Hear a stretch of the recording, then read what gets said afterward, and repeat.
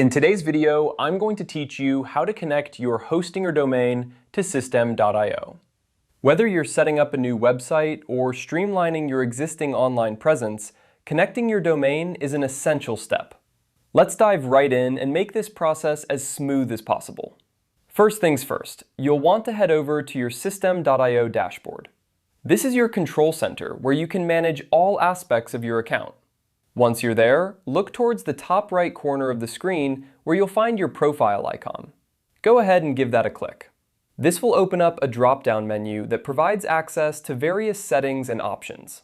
In the drop-down menu, you'll see an option labeled Settings.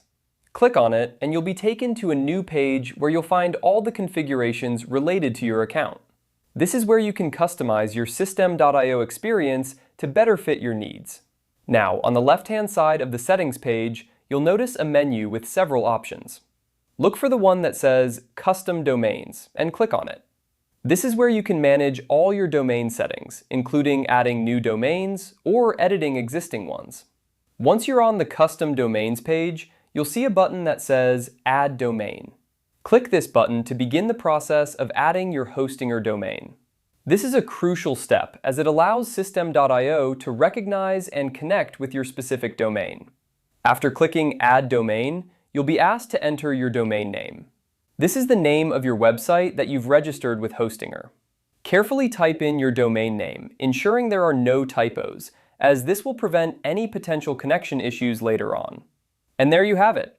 By following these steps, you've successfully initiated the process to connect your hosting or domain to Systeme.io.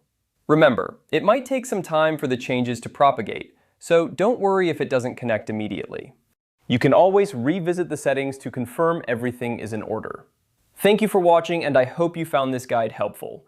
If you have any questions or run into any issues, feel free to reach out in the comments below and I'll do my best to assist you. Stay tuned for more tutorials that help you make the most of your online platforms.